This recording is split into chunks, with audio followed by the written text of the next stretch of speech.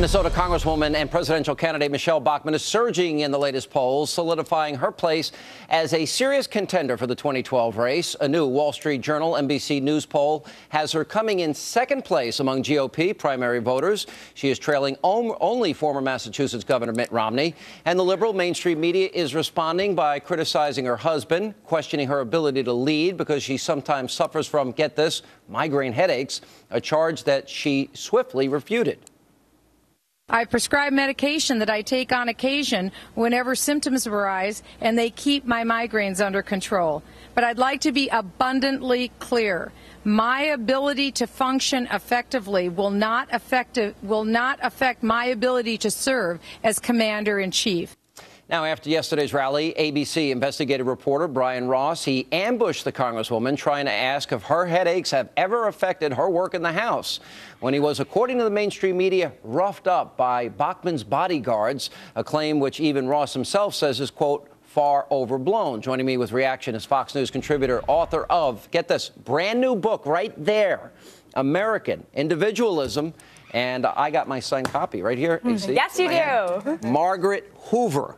And it's right there. And former Senator McCain advisors, author of the book. It's a sex thriller, 18 Acres, now out in paperback.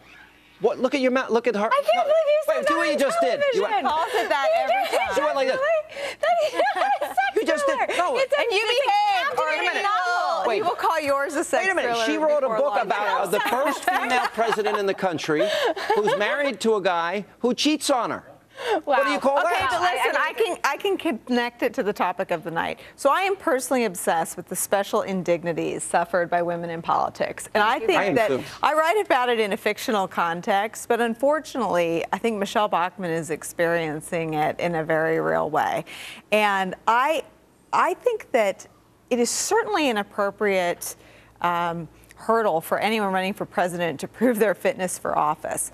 But a doctor has released a letter. She has addressed and answered the questions. And the real test now is what happens next. I think this is a great point. Now, by the way, this may shock everybody. I get headaches.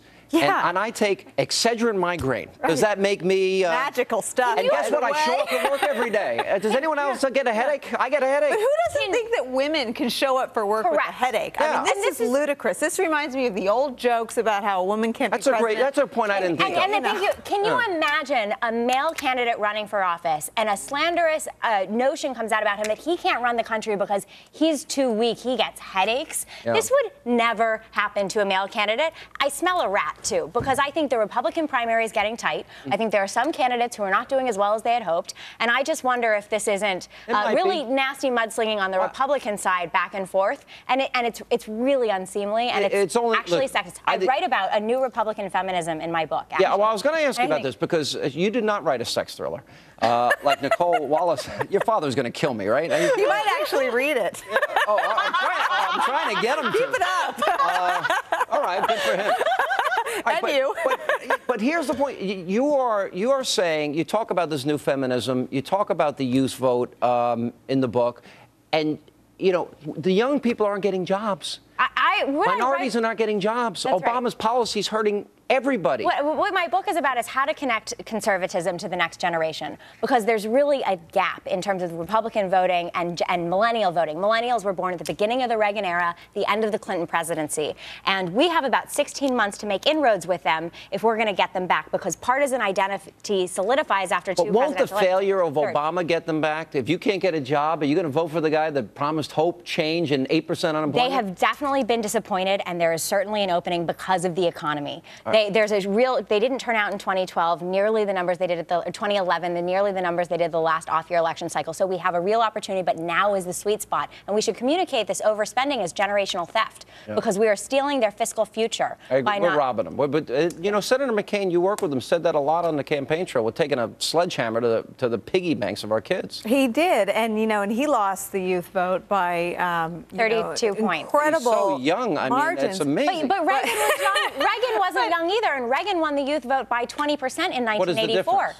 All right, let me ask Nicole first. What was the difference? That's a good point. Well, look, let's go back to where we started. I think Michelle Bachmann is surging in part because she's an anti-politician. And I think the youth is more skeptical than probably any other group about the typical politician. Their disdain for Washington isn't rooted in the same things that the disdain that older people feel for Washington is rooted in. That's a history of watching scandals like Watergate and whatnot. The youth are disinterested in Washington because they look impotent.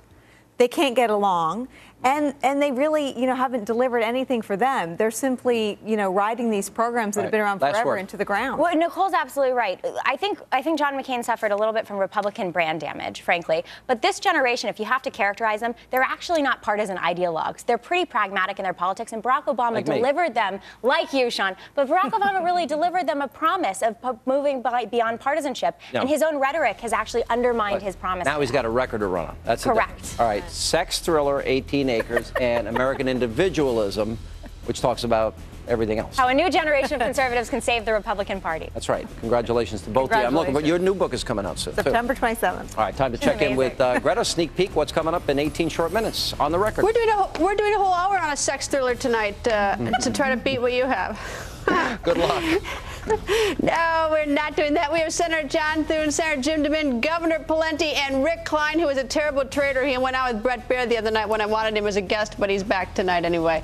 And we're going to talk about the feud on Capitol Hill, the most ridiculous, rotten, mean-spirited feud between two members of Congress. But that and much more. Back to you. All right, Greta, 18 short minutes. Let not your heart be troubled. Our great, great, great American panel. Bo is next.